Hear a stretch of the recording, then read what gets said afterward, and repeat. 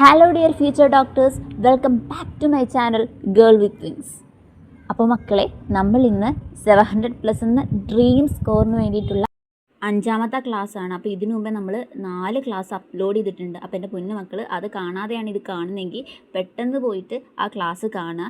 അപ്പോൾ ഞാൻ അതിൻ്റെ ലിങ്ക് എന്ന് പറയുന്ന ഡിസ്ക്രിപ്ഷൻ ബോക്സിലും അതേപോലെ കമൻറ്റ് ബോക്സിലും പിൻ ചെയ്ത് വെച്ചേക്കാം. കാരണം അത് കാണാതെ ഇത് കണ്ടാൽ ഒന്നും മനസ്സിലാവില്ല. അതിൻ്റെ കണ്ടിന്യൂവേഷനാണ് ഈ ക്ലാസ് എടുത്തിരിക്കുന്നത്. അപ്പോൾ ഓൾ ദ ബെസ്റ്റ് ഇയേഴ്സ്. നമുക്ക് നല്ലോണം തന്നെ നീറ്റിന് നല്ല മാർക്ക് സ്കോർ ചെയ്യാൻ പറ്റട്ടെ. നമുക്ക് നമ്മുടെ ക്ലാസ് സ്റ്റാർട്ട് ചെയ്യാം. അപ്പോൾ മക്കളെ, നമുക്ക് അസ്കോമൈസിസിനെ കുറിച്ച് പഠിക്കാം. അപ്പോൾ അതിൽ ഫസ്റ്റ് ലൈൻ എന്താ പറയുന്നത്? They're commonly known as sac fungus. The ascomycetes are mostly multicellular, example penicillium, or rarely unicellular, example is saccharomyces. അതായത് നമ്മൾ സ്ക്രീനിൽ ആദ്യത്തെ വരിയിൽ നോക്കിയാൽ നമുക്ക് കാണാൻ പറ്റുന്നതാണ് അസ്കോമൈസിസിനെ നമ്മൾ വിളിക്കുന്ന വേറൊരു പേരാണ് എന്താണ്? സാക് ഫംഗസ് എന്ന്. എന്താ ഈ സാക് ഫംഗസ്? അത് എന്ന് പറയുന്നത് സഞ്ചി. സാക്ക് എന്ന് പറയുന്നത് എന്താണ്? സഞ്ചി ഫംഗസുകൾ എന്ന് വിളിക്കുന്നുണ്ട്. ഇവരിലെന്ന് വെച്ചാൽ ഒരുപാട് ആൾക്കാർ മോസ്റ്റ്ലി കോമൺലി എന്താണ്? മൾട്ടി സെല്ലുലാറാണ്. അതായത് ബഹുകോശ ജീവികളാണ്, മൾട്ടി സെല്ലുലാറാണ്. അതിനൊരു ഉദാഹരണമാണ് നമ്മളുടെ ഇവിടെ കൊടുത്തിരിക്കുന്ന പെൻസിലിയം എന്ന് പറയുന്നത് എന്താണ്? മൾട്ടി സെല്ലുലാറിന് ഉദാഹരണമാണ്. അതേപോലെ തന്നെ വളരെ അപൂർവമായിട്ട് റെയർലി നമുക്ക് എന്താണ്? യൂണിസെല്ലുലാർ ആയിട്ടുള്ള ആൾക്കാരെയും കാണാം. അതിൻ്റെ എക്സാമ്പിൾ എന്താ മക്കളെ? ഈസ്റ്റ് എന്ന് പറയുന്ന ഒരു യൂണിസെല്ലുലാർ ഫംഗസാണ്. അത് അസ്കോമൈസിൽ പെടുന്ന ഒരു യൂണിസെല്ലുലാർ ഫംഗസാണ്.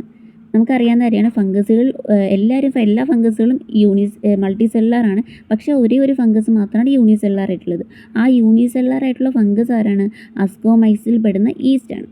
ഓക്കെ, ഇനി ഈസ്റ്റിൻ്റെ സയൻറ്റിഫിക് നെയിം എന്താണ്? സാക്കറോമൈസിസ് എന്നാണ് സയൻറ്റിഫിക് നെയിം. ഇനി എല്ലാവരും പറയുന്നുണ്ട് ബാക്കി എല്ലാവരും എന്താണ്? ഫിലമെൻറ്റസ് ആണ്, അല്ലെങ്കിൽ മൾട്ടി സെല്ലുലാർ ആണ്. ഈസ്റ്റ് മാത്രമാണ് യൂണിസെല്ലുലാർ. അത് ഇമ്പോർട്ടൻ്റ് ആയിട്ടുള്ള ഒരു ക്വസ്റ്റ്യൻ ചോദിക്കുന്ന ഒരു പോയിൻ്റാണ്.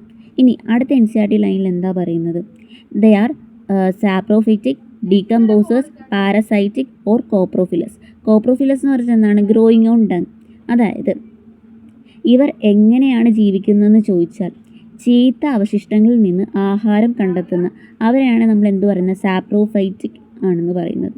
അവയെ മണ്ണിലേക്ക് ലയിപ്പിക്കുന്ന സാധനമാണ് എന്ത്? ഡീകമ്പോസേഴ്സ് ആണ്. മറ്റുള്ളവർ രോഗം ഉണ്ടാക്കുന്നത് ആരാണ്? പാരസൈറ്റിക്സ് ആണ്. ഓക്കെ, കൂടാതെ ഏറ്റവും പ്രധാനപ്പെട്ട ഒരു വാക്കെന്ന് പറയുന്നത് എന്താണ്? കോപ്രോഫിലസ്. കോപ്രോഫിലസ് എന്ന് പറയുന്നത് ഇതിനകത്ത് പ്രധാനപ്പെട്ട ഒരു വാക്കാണ്. ഇതിൻ്റെ അർത്ഥം ബ്രാക്കറ്റിൽ കൊടുത്തിട്ടുണ്ട്, നോക്കിയാൽ നമുക്ക് മനസ്സിലാവും. Growing on dung. Growing on dung എന്ന് പറഞ്ഞാൽ എന്താണ്? അഥവാ ചാണകത്തിൽ വളരുന്ന ഫംഗസുകൾ. എപ്പോഴും പരീക്ഷയ്ക്ക് ചോദിക്കുന്ന ഒരു ക്വസ്റ്റ്യനാണ് ഇതെന്ന് പറയുന്നത്. ശരീരഘടന നോക്കാം. അപ്പോൾ എന്താ പറയുന്നതെന്ന് ചോദിച്ചാൽ മൈസീലിയത്തിനെ കുറിച്ച് പറയുന്നത് mycelium is branched and septate എന്നാണ്.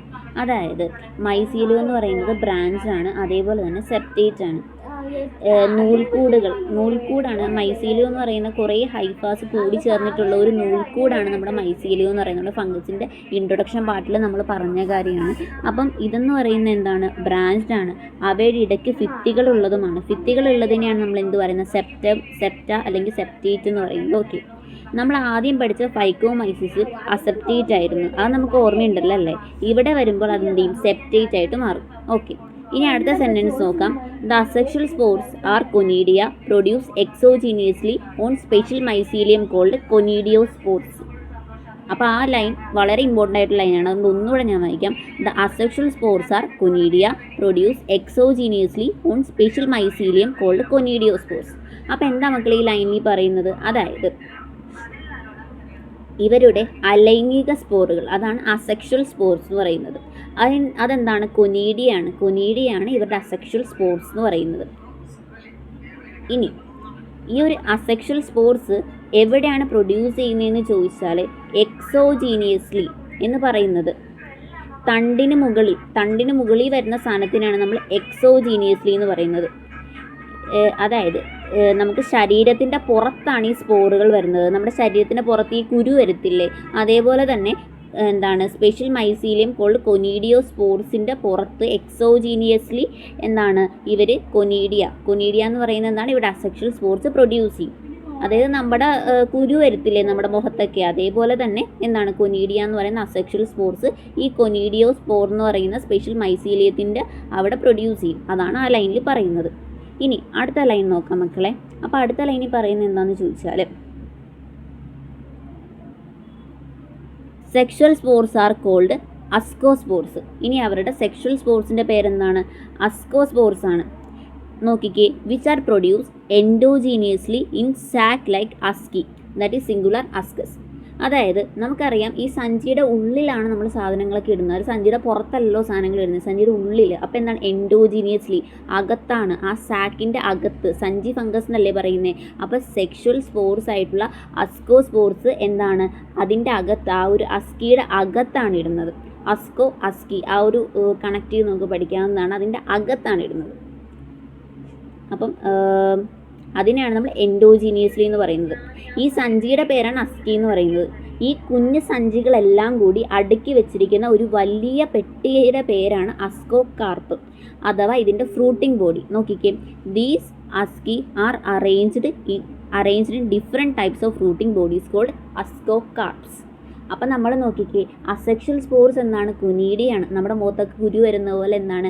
കൊനീഡിയ ഫോർ എന്ന് പറയുന്നത് സ്പെഷ്യൽ മൈസീലിയത്തിൻ്റെ പുറത്ത് എക്സോജിനിയസ്ലി ആണ് ഈ കൊനീഡിയ ഉള്ളത്.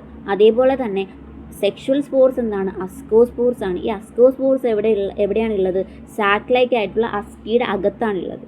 ഓക്കെ, എന്താണ്? Fruiting bodies. ആൻഡ് ഇത് അറേഞ്ച് ചെയ്തിരിക്കുന്ന കുറേ ഫ്രൂട്ടിംഗ് ബോഡീസിലാണ്, different types of fruiting bodies. ആ ഫ്രൂട്ടിംഗ് ബോഡീസിൻ്റെ പേരെന്താ? അസ്കോകാർപ്സ്. ഓക്കെ, ഇനി നമുക്കതിൻ്റെ എക്സാമ്പിൾസ് നോക്കാം.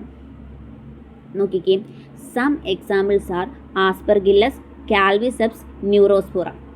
നോക്കിക്കേ, neurospora is used extensively in biochemical and genetic work. Many of the members like morels and truffles are edible, are considered as delicious.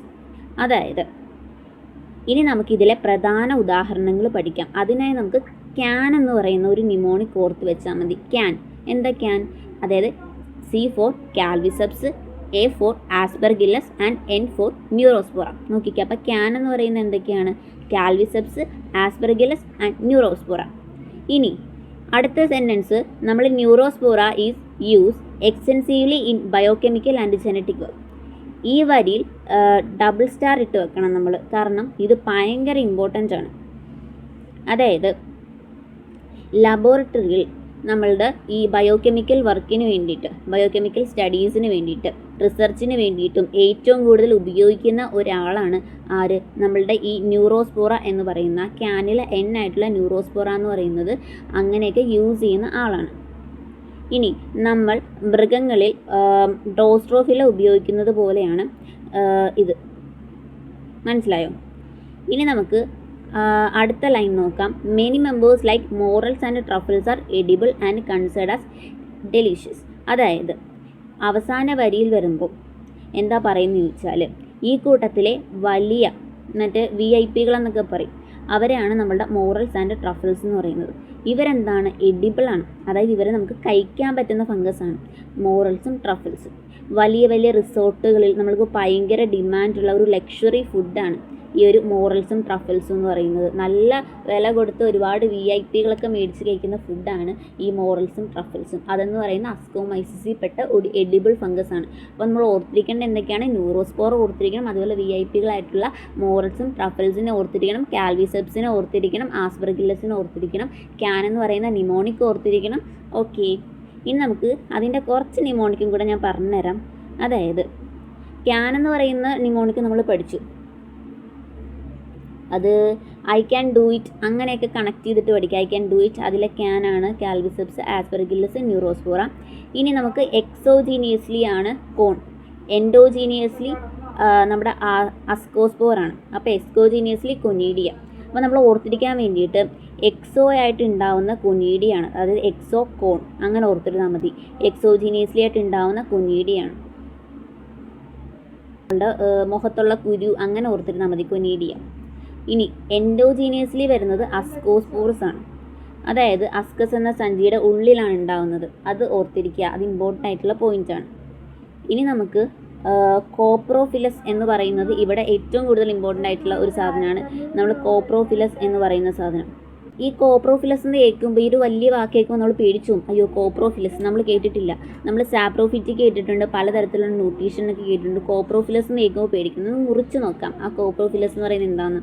അതായത് കോപ്രോ എന്ന് പറഞ്ഞാൽ നമുക്ക് സയൻറ്റിഫിക്കായിട്ട് പറയുന്നത് ഡങ് എന്നാണ്, ചാണകം എന്നാണ് കോപ്രോയുടെ അർത്ഥം എന്ന് പറയുന്നത്. ഫിലസ് എന്ന് പറയുന്നാൽ ലവിങ് എന്നാണ് അർത്ഥം. അപ്പോൾ എന്താണ് കോപ്രോഫിലസ് എന്ന് പറഞ്ഞാൽ ഡങ്ങിന് ലവിങ്, അതായത് ഡങ്ങിൽ താമസിക്കുന്ന, അപ്പോൾ ചാണകത്തെ സ്നേഹിക്കുന്നു എന്ന് വരും. അതായത് ചാണകത്തിൽ വളരുന്ന ഫംഗസുകളാണ് ഈ കോപ്രോഫിലസ്, അതാണ് അങ്ങനെ പറയുന്നത്. ഇനി AB, ദാറ്റ് ഈസ് ഡൈക്കാരിയോൺ നിമോണിക് ആണ്. നമ്മുടെ മുമ്പത്തെ പേജിൽ നമ്മൾ ഫംഗസിൻ്റെ സെക്ഷുവൽ റീപ്രൊഡക്ഷൻ്റെ കേസിൽ നമ്മൾ പറഞ്ഞിട്ടുണ്ടായിരുന്നു. നമ്മുടെ അസ്കോമൈസിസും ബെസിഡിയോമൈസിസിൻ്റെ പ്രത്യേകത എന്ന് പറയുന്നത് അവർക്ക് എന്തുണ്ട്, ഒരു ഡൈക്കാരിയോൺ എന്ന് പറയുന്ന ഒരു ഫേസ് ഉണ്ട് അല്ലേ. നമ്മൾ നേരത്തെ പഠിച്ചിട്ടുള്ളൊരു കാര്യമായിരുന്നു A+B = ഡൈക്കാരിയോൺ, ദാറ്റ് ഈസ് N+N. അപ്പോൾ നമ്മൾ കഴിഞ്ഞ പേജിൽ പഠിച്ചൊരു കാര്യമായിരുന്നു അതെന്ന് പറയുന്നത്. എനിക്ക് ഓർമ്മയുണ്ടോ എന്ന് എനിക്കറിയാം. ഡൈക്കാരിയോ ഫേസ് എന്ന് പറയുന്നത് N+N സ്റ്റേജ് എന്ന് പറയുന്നത്. അത് ഏതൊക്കെ ഫംഗസുകളാണ് നമ്മൾ കാണുന്നതെന്ന് ചോദിച്ചാൽ ആദ്യത്തെ ആൽഫബറ്റ്സിൽ ആദ്യത്തെ 2 അക്ഷരങ്ങൾ, അതായത് എയും ബിയിലും.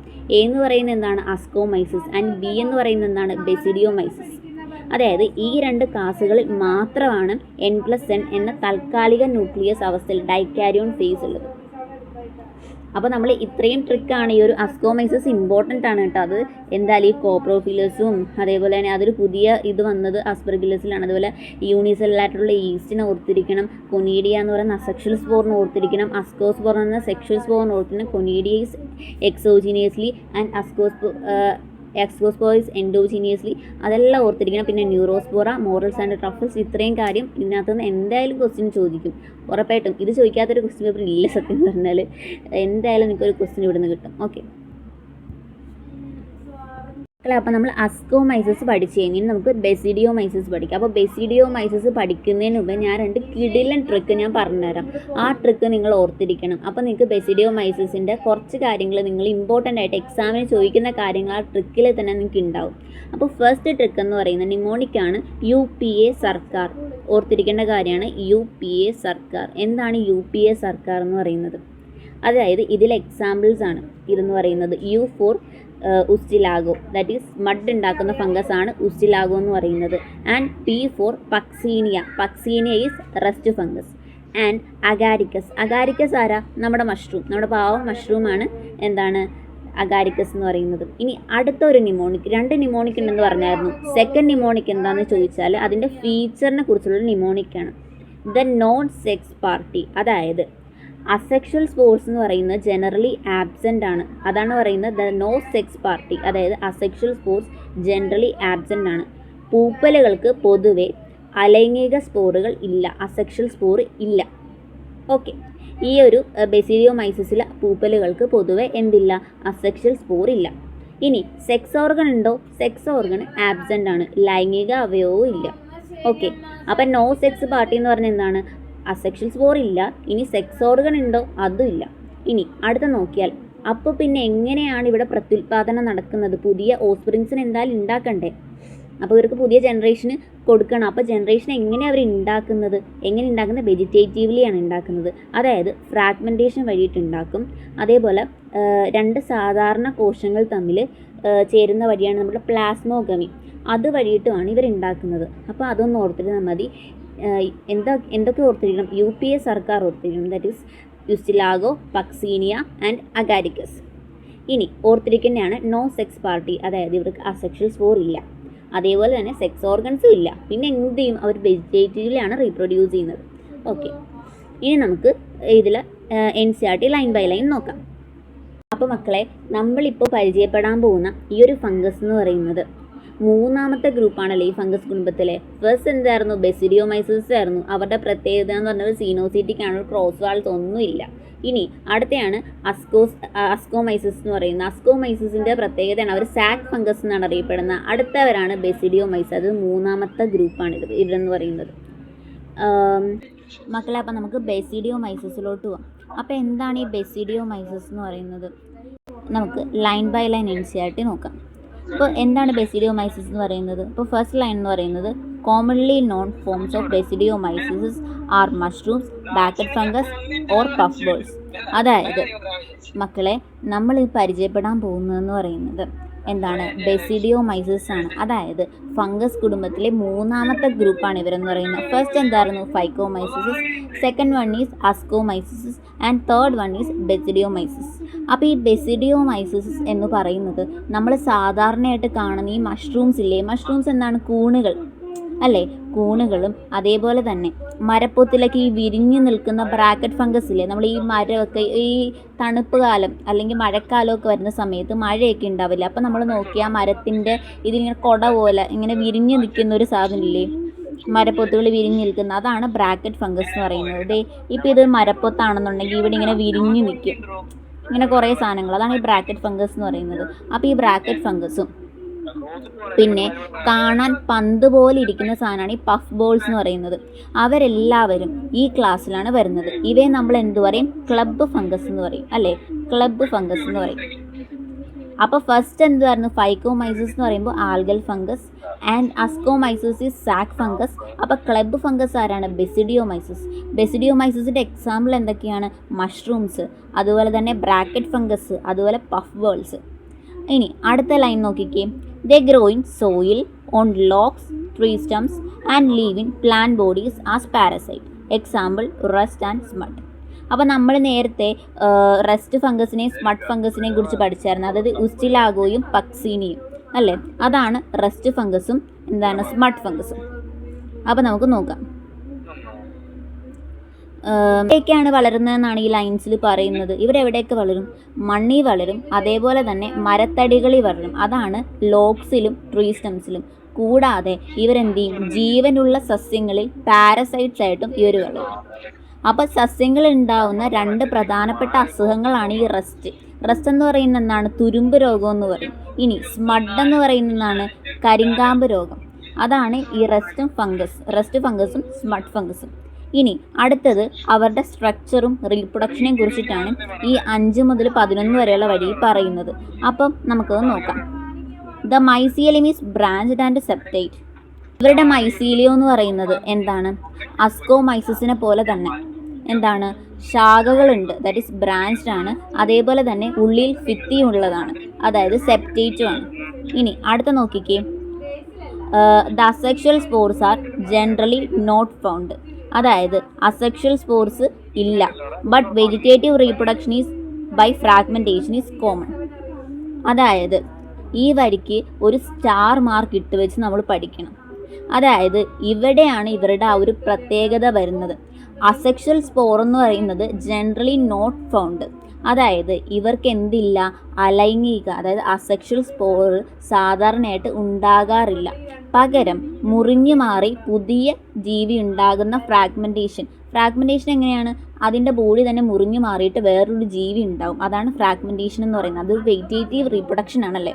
അപ്പം ആ ഒരു ഇത് മാത്രമാണ് ഇവർക്കുള്ളത്. ഇവർക്ക് അസെക്ഷൽ സ്പോർ ഇല്ല. അത് സ്റ്റാർ ഇട്ട് വെച്ച് പഠിക്കേണ്ട പോയിൻ്റാണ്. എക്സാമിന് ഉറപ്പായിട്ടും ചോദിക്കും. ഷ്യൂവർ ക്വസ്റ്റ്യൻ ആണിത്. ഓക്കെ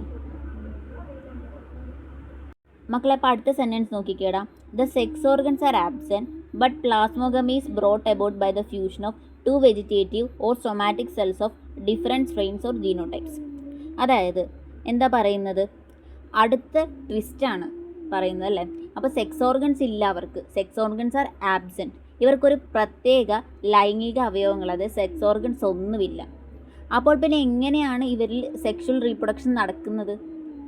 അതായത് വ്യത്യസ്ത ഇനത്തിൽപ്പെട്ട 2 സാധാരണ കോശങ്ങൾ, അതാണ് നമ്മൾ പറയുന്ന vegetative or somatic cells of എന്താണ് ഡിഫറെൻറ്റ് സ്ട്രെയിൻസ് ഓർ ജീനോടൈപ്സ് എന്ന് പറയുന്നത്. അപ്പം അവരെന്ത് ചെയ്യും? അവർ തമ്മിൽ ഒന്നിച്ച് ചേർന്നിട്ട്, അതായത് പ്ലാസ്മോഗമി വഴിയിട്ടാണ് അവിടെ എന്ത് നടക്കുന്നത്? സെക്ഷൽ റീപ്രൊഡക്ഷൻ നടക്കുന്നത്. അപ്പോൾ എന്താണ് ഇതിൻ്റെ ട്വിസ്റ്റ്? എന്താണ്? സെക്സ് ഓർഗൻസ് ഇല്ല, സെക്സ് ഓർഗൻസ് ആബ്സെൻ്റ് ആണ്. അപ്പം സെക്ഷൽ റീപ്രൊഡക്ഷൻ എങ്ങനെ നടക്കും? അതായത് വ്യത്യസ്ത ഇനത്തിൽപ്പെട്ട 2 സാധാരണ കോശങ്ങൾ, വെജിറ്റേറ്റീവ് ഓർ സൊമാറ്റിക് സെൽസ് തമ്മിൽ ഒന്നിച്ച് ചേർന്നിട്ട് അവിടെ പ്ലാസ്മോഗമി നടക്കും. അങ്ങനെയാണ് ഇവരിൽ എന്ത് നടക്കുന്നത്? സെക്ഷൽ റീപ്രൊഡക്ഷൻ നടക്കുന്നത്. ഓക്കെ, ഇനി നമുക്ക് അടുത്ത ലൈൻ നോക്കാം. The resultant structure is a dikaryotic which ultimately give rise to plasmodium. Line നോക്കിക്കേ. The resultant structure is dikaryotic which ultimately give rise to basidium. അതായത് നമ്മൾ മുമ്പ് പഠിച്ച ആ ഒരു AB ട്രിക്ക് ഇല്ലേ, അതായത് അസ്കോമൈസിസും ബെസിഡിയോമൈസിസും എന്താണ്? ഡൈകാരിയോട്ടിക് സ്റ്റേജ് കാണിക്കുന്നവരാണ്, അതായത് N+N കണ്ടീഷൻ കാണിക്കുന്നവരാണ്. അപ്പോൾ ഇവിടെ കോശങ്ങൾ ഫ്യൂസ് ചെയ്യുമ്പോൾ ആദ്യം തന്നെ ഒരു ഡൈകാരിയോട്ടിക് കോശം ഉണ്ടാവും. ആ ഡൈകാരിയോട്ടിക് കോശം എന്ത് ചെയ്യും? പിന്നീട് വളർന്നിട്ട് ഒരു ബെസീഡിയമായിട്ട് മാറും. അല്ലേ? ഈ ബെസീഡിയത്തിൽ ഉള്ളിൽ വെച്ചിട്ടാണ് ന്യൂക്ലിയസുകൾ തമ്മിൽ ചേരുന്ന ആ ഒരു കാരിയോഗമി, അതായത് കോശവിഭജനമായ മിയോസിസും നടക്കുന്നത്. കാരിയോഗമി നടക്കും, അതേപോലെ തന്നെ കോശങ്ങൾ മിയോസിസ് വഴിയിട്ട് അതിൻ്റെ ഫലമായിട്ട് 4 ബെസിഡിയോസ്പോർ നമുക്ക് ഉണ്ടാവും. അവിടെ മിയോസിസ് നടക്കും, കാരിയോഗമി നടക്കും. എവിടെ വെച്ച്? ഈ ബെസീഡിയത്തിൻ്റെ അകത്ത് വെച്ചിട്ടാണ് എന്ത് നടക്കുന്നത്? മിയോസിസും ആൻഡ് കാരിയോഗമി നടന്നിട്ട് 4 ബെസീഡിയോസ്പോർസ് ഉണ്ടാവും. അതാണ് ഇമ്പോർട്ടൻ്റ് ആയിട്ട് അവിടെ നോട്ട് ചെയ്യേണ്ട കാര്യം. നോക്കിക്കേ, the karyogamy and meiosis take place in the ബെസീഡിയം producing 4 ബെസീഡിയോസ്പോർസ്. അപ്പോൾ എത്ര ബെസീഡിയോസ്പോർസ് ഉണ്ടാകും? 4 ബെസീഡിയോസ്പോർസ് ആണ് ഉണ്ടാകുന്നത്. അത് ഇമ്പോർട്ടൻ്റ് ആയിട്ടുള്ളൊരു പോയിൻ്റാണ്. ഇനി അടുത്ത NCERT ലൈൻ നോക്കിക്കേ, the ബെസീഡിയോസ്പോർസ് are exogenously produced in the basidium, that is basidia. The basidia are arranged in fruiting bodies called basidiocarps. അതായത് ഇനി അടുത്ത പ്രധാനപ്പെട്ട പോയിൻ്റാണ്, നമ്മുടെ അസ്കോമൈസിസിൽ നമുക്ക് സ്പോറുകൾ എൻഡോജീനിയസ്ലി ആണ് ഉണ്ടാകുന്നതെങ്കിൽ നമ്മുടെ ബെസീഡിയോമൈസിസിൻ്റെ സ്പോർസ്, അതായത് ബെസീഡിയോ സ്പോർസ് ഉണ്ടാവുന്നത് ബെസീഡിയത്തിന് പുറത്താണ്. അതായത് നമ്മുടെ സ്കിന്നിൻ്റെ, നമ്മുടെ മുഖത്തിനകത്ത് കുരുവൊക്കെ ഉണ്ടാവില്ലേ, കുരു നമ്മുടെ സ്കിന്നിൻ്റെ പുറത്തല്ല ഉണ്ടാകുന്നത്. അതേപോലെ തന്നെ എക്സോജീനിയസ്ലി ആണ് നമ്മുടെ ബെസീഡിയോ സ്പോർസ് ഉണ്ടാവുന്നത്. പക്ഷേ അസ്കോമൈസിൽ നമ്മൾ കൊനീഡിയ പഠിച്ചായിരുന്നു, അത് അസെക്ഷൽ സ്പോറാണ്. അസെക്ഷൽ സ്പോർ ഉണ്ടാവുന്നത് ഇങ്ങനെ എക്സോജീനിയസ്ലി ആണെന്ന് പഠിച്ചു. പക്ഷേ അവിടെ സെക്ഷൽ സ്പോറായിട്ട് അസ്കോസ്പോർ ഉണ്ടാവുന്നത് എന്താണ്? അവർ എക്സോജീനിയസ്ലി സാക്കിൻ്റെ അകത്താണ് ഉണ്ടാവുന്നത്. പക്ഷേ ഈ ബെസീഡിയത്തിൽ ബെസീഡിയോ സ്പോർ ഉണ്ടാവുന്നത് എവിടെയാണ്? എവിടെ ഉണ്ടാവുന്നത്? അവർ കുരു പോലെ എക്സോജീനിയസ്ലി ആണ് ഉണ്ടാവുന്നതെന്ന് ഓർത്തിരിക്കുക. ഈ ഒരു ബെസീഡിയങ്ങൾ ഒരുമിച്ചിരിക്കുന്ന ഒരു വലിയ ഫ്രൂട്ടിംഗ് ബോഡീനെയാണ് നമ്മൾ ബെസീഡിയോ കാർപ്പ് എന്ന് പറയുന്നത്. നമ്മൾ ഈ കാണുന്ന ഈ കൂണിൻ്റെ മുകൾ ഭാഗം, അതാണ് നമ്മൾ വിചാരിക്കും ഈ കൂൺ കാണുമ്പോൾ നമ്മൾ ഫംഗസ് എന്ന് പറയും, എന്നിട്ട് നമ്മൾ അഗാരിക്കസ് എന്നൊക്കെ പറയും, അതൊരു കൂണാണ്. അപ്പം നമ്മൾ ആ കൂണിൻ്റെ പുറമേ ഉള്ള സാധനമാണ് ഫംഗസ് എന്ന് വിചാരിക്കും. പക്ഷേ ആ പുറമേ നമ്മൾ കാണുന്ന ആ കുട പോലെ ഇരിക്കുന്ന സാധനമില്ലേ, അത് ഫംഗസ് അല്ല. അതെന്ന് പറയുന്നത് ഈ ഒരു ബെസീഡിയോ സ്പോർസ് എല്ലാം ഒരുമിച്ച് കൂടിയ ഒരു ഫ്രൂട്ടിംഗ് ബോഡി, അതായത് ബെസീഡിയോ കാർപ്പാണ്. അവരുടെ ആ ഒരു സെക്ഷൽ റീപ്രൊഡക്ഷന് വേണ്ടിയിട്ടുള്ള സാധനം മാത്രമാണ് ആ പുറത്തോട്ട് ഈ കുട പോലെയൊക്കെ ഇരിക്കുന്നത്. നമ്മൾ മറ്റേ ഈ കാർട്ടൂണിലൊക്കെ കണ്ടിട്ടില്ലേ, ഈ കുട പോലെ തവളയൊക്കെ ഇരിക്കുന്നത്, മറ്റേ മഞ്ചാടിയുടെ അകത്തൊക്കെ ഇല്ലായിരുന്നു ആ കൂണില്ലേ, ആ കൂണെന്ന് പറയുന്നത് നമ്മൾ വിചാരിക്കും അതാണ് ഫംഗസ് എന്ന്. പക്ഷെ അതല്ല ഫംഗസ്, അതിൻ്റെ അടിയിലോട്ടുള്ള സാധനമാണ് ഫംഗസ്. ഫംഗസിൻ്റെ ബോഡി എന്താണ്? ഈ മൈസീലിയ ആണല്ലേ, മൈസീലിയ, ആ റൂട്ട് പോലെ ഇരിക്കുന്ന അങ്ങനെ ഒരു ഫിലമെൻറ്റസ് ആയിട്ടുള്ള സാധനമാണ്. East with exception of east, ബാക്കി എല്ലാവരും ഈ നൂല് പോലെ അങ്ങനത്തെ സാധനമാണ്. ആ ഒരു സ്ട്രക്ചറാണ് ഫംഗസിനുള്ളത്. ആ കൂണ് ഫംഗസ് അല്ല. ആ കൂണെന്ന് പറയുന്ന ഫംഗസിൻ്റെ ഫ്രൂട്ടിംഗ് ബോഡി, സെക്ഷൽ റീപ്രൊഡക്ഷന് വേണ്ടിയിട്ടുള്ള ഫ്രൂട്ടിംഗ് ബോഡിയാണ്. ഓക്കെ, അപ്പോൾ അതാണ് അത്. ആ ഒരു കൂണൊക്കെ എന്താണ്? ബെസിഡിയോ മൈസിസിൽ പെടുന്ന ആൾക്കാരാണ് അല്ലേ? ആ കൂണൊക്കെ എന്താണ്? ബെസിഡിയോ മൈസിസിൽ പെടുന്ന ആൾക്കാരാണ്. അഗാരിക്കസ്. ഓക്കെ, ഇനി നമ്മൾ നേരത്തെ പഠിച്ച ആ ഒരു എക്സാമ്പിൾസ് ഓർത്തിരിക്കാൻ വേണ്ടിയിട്ട് നമ്മളൊരു കോഡൊക്കെ പഠിച്ചായിരുന്നു, UPA സർക്കാർ എന്നൊക്കെ പറഞ്ഞിട്ട്. അപ്പോൾ ആ ഒരു എക്സാമ്പിൾസിനെ കുറിച്ചിട്ടാണ് അടുത്ത ലൈനിൽ പറയുന്നത്. Some common members are agaricus, that is mushroom, അതേപോലെ തന്നെ ustilago's smut fungus and puccinia rust fungus. അതിനെയാണ് നമ്മൾ എന്ത് പറയുന്നത്? UPA സർക്കാർ എന്ന് പറയുന്നത്. U for ustilago, P for puccinia and A for agaricus. Okay, ഈ യുസ്റ്റിലാഗോ എന്ന് പറയുന്നത് എന്താണ്? സ്മഡ് ഉണ്ടാക്കുന്ന ആൾക്കാരാണ്. പക്സീനിയ എന്ന് പറയുന്നത് എന്താണ്? റെസ്റ്റ് ഉണ്ടാക്കുന്ന ആൾക്കാരാണ്. അതുപോലെ അഗാരിക്കസ് എന്ന് പറയുന്നത് എന്താണ്? നമ്മൾ സാധാരണ കഴിക്കുന്ന മഷ്റൂം. ഓക്കെ, നമുക്ക് എന്തിൽ പോവാം? ഡിറ്ററോമൈസിസിലോട്ട് പോവാം. ഇതും കൂടെ ഉള്ളൂ. ഇതും കൂടെ കഴിഞ്ഞാൽ പിന്നെ നമ്മുടെ കിങ്ഡം ഫംഗസ് തീർന്നു. ഇനി നമുക്ക് വൈറസ്, വൈറോയിഡ്സ് ആൻഡ് ലൈക്കൻസ് പഠിക്കണം. അതേപോലെ തന്നെ നമുക്ക് കിങ്ഡം പ്ലാന്റയുടെയും ആനിമേലിയുടെയും കുറച്ച് ഇൻട്രൊഡക്ഷൻ കൂടെ പഠിച്ച് ഈ ചാപ്റ്റർ തീർന്നു. അപ്പോൾ നമ്മുടെ ഈ ഡിറ്ററോമൈസിസിലോട്ട് നമുക്ക് പോവാം. അപ്പോൾ ഈ ഡിറ്ററോമൈസിസിൽ എന്താ പറയുന്നതെന്ന് ചോദിച്ചാൽ, ഫസ്റ്റ് നമുക്ക് ഇതിൻ്റെ ഒരു നിമോണിക് പഠിക്കാം. നിമോണിക് പഠിച്ചിട്ട് അത് വെച്ചിട്ട് ഞാൻ എക്സ്പ്ലെയിൻ ചെയ്യാം. നമുക്ക് എക്സാമിന് ചോദിക്കുന്ന ഒരു പോയിന്റ്സ് എന്ന് പറയുന്നത് നിമോണിക്സിൽ തന്നെ കാണും. അപ്പം ഫസ്റ്റ് നമ്മൾ ആ ഒരു നിമോണിക് എന്താണെന്ന് ചോദിച്ചാൽ, ദ ടെമ്പററി ജയിൽ, അതായത് താൽക്കാലിക ജയിൽ, അതൊന്ന് ഓർത്തിരുന്നാൽ മതി. അതിൻ്റെ എന്തുകൊണ്ടാണ് നമ്മൾ ആ ഒരു നിമോണിക് ഇവിടെ പറയുന്നത് വെച്ചാൽ, ഇവർക്ക് സെക്ഷൽ സ്റ്റേജ്, അതായത് ലൈംഗിക ഘട്ടം ഇല്ല, അല്ലെങ്കിൽ ഇതുവരെ കണ്ടെത്തിയിട്ടില്ല. ഇവരുടെ ആ ഒരു സെക്ഷൽ സ്റ്റേജ് ഇതുവരെ കണ്ടെത്തിയിട്ടില്ല. അതുകൊണ്ട് ഇവരെ നമ്മൾ താൽക്കാലികമായിട്ട് അടച്ചിട്ടിരിക്കുന്ന ഒരു ജയിലാണ് ഡിറ്ററോമൈസിസ് എന്ന് പറയുന്നത്. കാരണം ഇവരുടെ ഒരു സെക്ഷൽ സ്റ്റേജ് ഇനി കണ്ടുപിടിച്ചിട്ടുണ്ടെങ്കിൽ ഇവരെ ചിലപ്പോൾ എന്ത് ചെയ്യും, അസ്കോമൈസിസിലോട്ട് ബെസിഡിയോമൈസിസിലോട്ട് മാറ്റും. പക്ഷേ ഫൈക്കോമൈസിസിലോട്ട് മാറ്റത്തില്ല. അതിൻ്റെ റീസൺ എന്ന് പറയുന്നത് ഫൈക്കോമൈസിസിൻ്റെ ആ ഒരു ഇതെന്ന് പറയുന്നത്, മൈസീലിയോ എന്ന് പറയുന്നത് അൺബ്രാഞ്ച്ഡ് ആണ് അല്ലേ, അസെപ്റ്റേറ്റ് ആണ്. പക്ഷേ അസ്കോമൈസിസും ബെസിഡിയോമൈസിസും ഡിട്രോമൈസിസും എന്താണ്, സെപ്റ്റേറ്റ് ആണ്.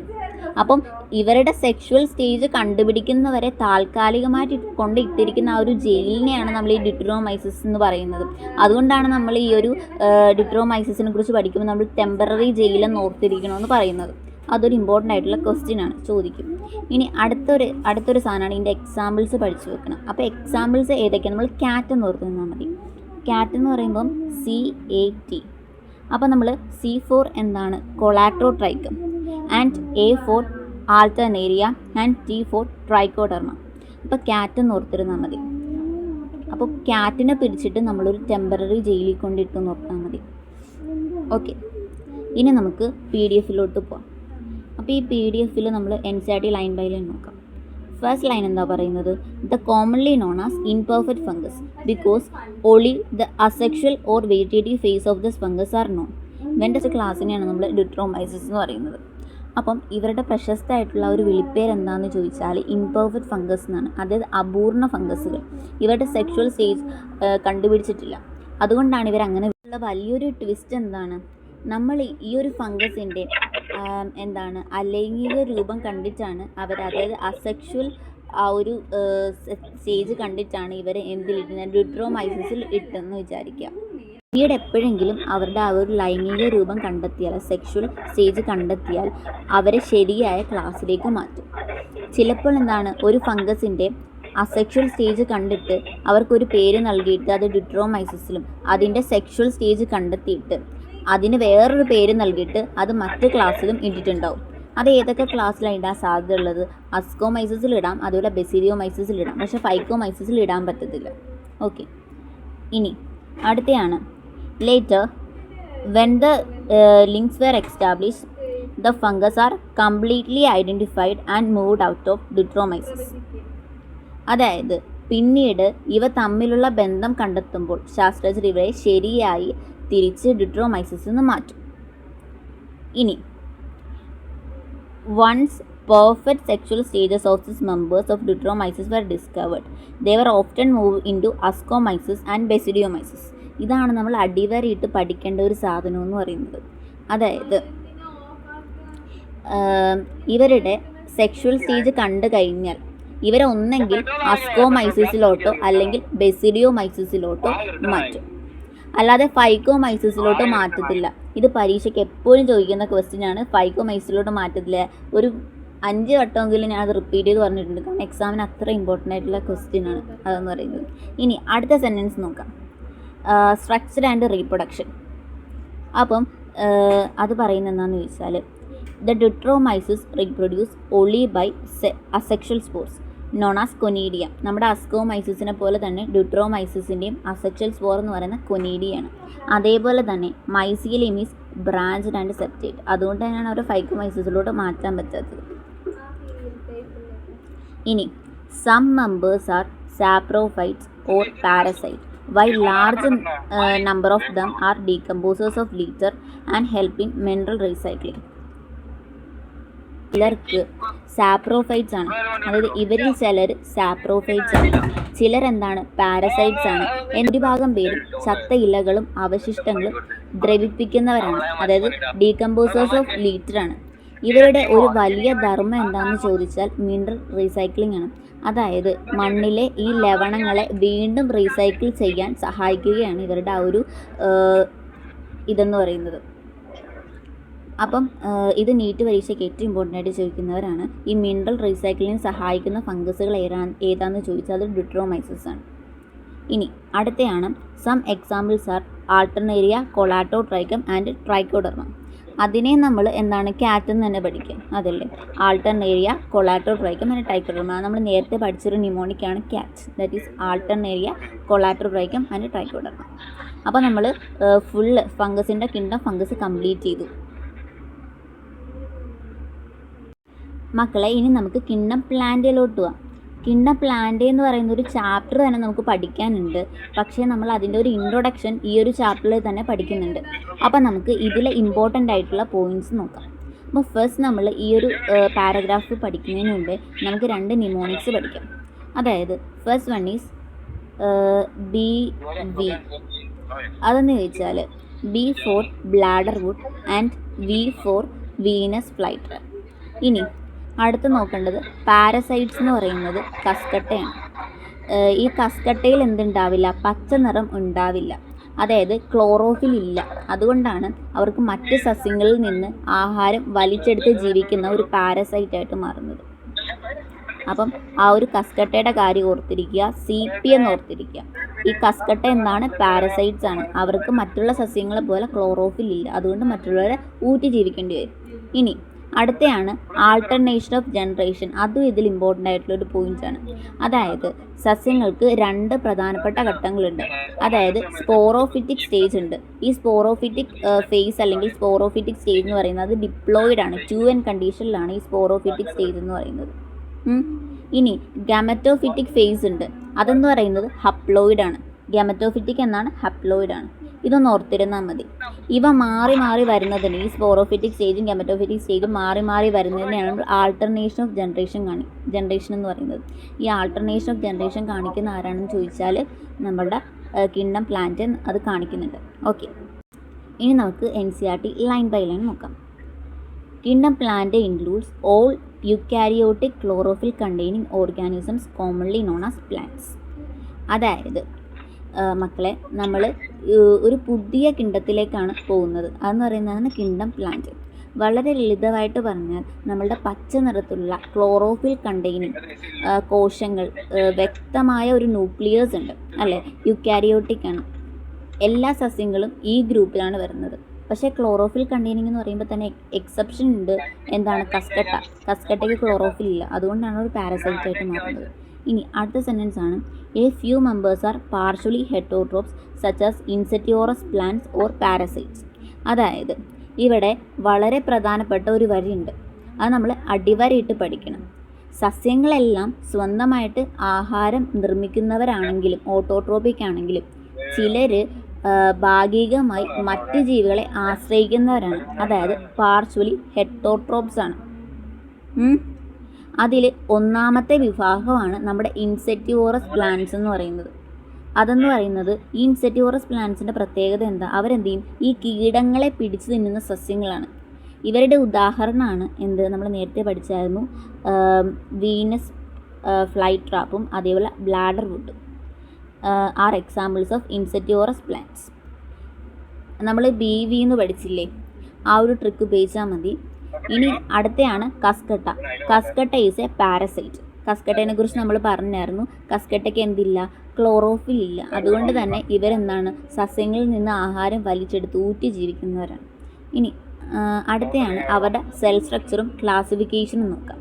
അതാണ് the plant cells have eukaryotic structure with prominent chloroplast and cell wall is mainly made up of cellulose. അതായത് പ്ലാന്റയുടെ കോശങ്ങളുടെ പ്രത്യേകത എന്താണെന്ന് ചോദിച്ചാൽ അവർക്ക് വ്യക്തമായ ക്ലോറോപ്ലാസ്റ്റ് ഉണ്ടാവും. അതുകൂടാതെ തന്നെ അവർക്ക് സെല്ലോസ് കൊണ്ടുണ്ടാക്കിയ ഉറപ്പുള്ളൊരു ഭിത്തി ഉണ്ടാവും, സെൽവാൾ ഉണ്ടാവും.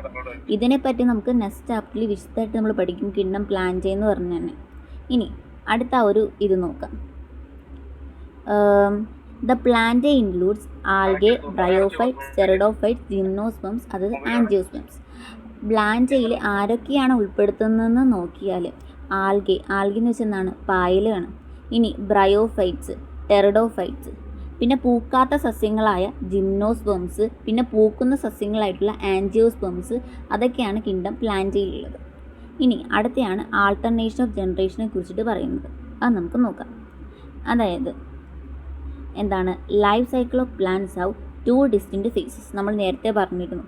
The diploid, saprophytic and haploid gametophytic that alternate with each other. The lengths of haploid and diploid phases and whether these phases are free living or dependent on others vary among different groups in plants. This phenomenon is known as alternation of generation. അതായത് ഈ പാഠഭാഗത്തിലെ ഏറ്റവും മനോഹരമായ ഒരു കോൺസെപ്റ്റാണ്. അതായത് സസ്യങ്ങളുടെ ജീവചക്രത്തിലെ life സൈക്കിളിലെ 2 വ്യത്യസ്ത ഘട്ടങ്ങളാണ്. ഒന്നാണ് നമ്മുടെ ഡിപ്ലോട്ടിക് ആയിട്ടുള്ള സാപ്രോഫിറ്റിക് ഫേസ്, അതെന്ന് പറയുന്നത് എന്താണ്, 2N കണ്ടീഷനാണ്. അതേപോലെ തന്നെ ഹപ്ലോട്ടിക് ആയിട്ടുള്ള ഗമറ്റോഫിറ്റിക് അതെന്ന് പറയുന്നത് എന്താണ്, N കണ്ടീഷനാണ്. ഇവരെന്ത് ചെയ്യും, അങ്ങോട്ടും ഇങ്ങോട്ടും മാറി മാറി വരും. ഇനി പിന്നെ പറയുന്നൊരു പോയിൻ്റാണ്, ഓരോ തരം സസ്യങ്ങളിലും ഈ 2 ഘട്ടങ്ങളും അതിൻ്റെ ദൈർഘ്യവും വ്യത്യസ്തമായിരിക്കും. ചിലത് സ്പോറോഫൈറ്റിക്, സ്വതന്ത്രമായിട്ട് ജീവിക്കുമ്പോൾ ചിലർ ഗമറ്റോഫൈറ്റിനെ ആശ്രയിച്ച് ജീവിക്കുന്നവരായിരിക്കും. ഇങ്ങനെ മാറി മാറി വരുന്ന ഒരു പ്രതിഭാസത്തിനാണ് നമ്മൾ എന്ത് പറയുന്നത്, ആൾട്ടർനേഷൻ ഓഫ് ജനറേഷൻ എന്ന് പറയുന്നത്.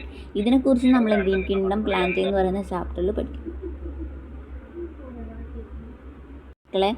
നമ്മളുടെ കിങ്ഡം ആനിമേലിയയിലോട്ട് പോകാം.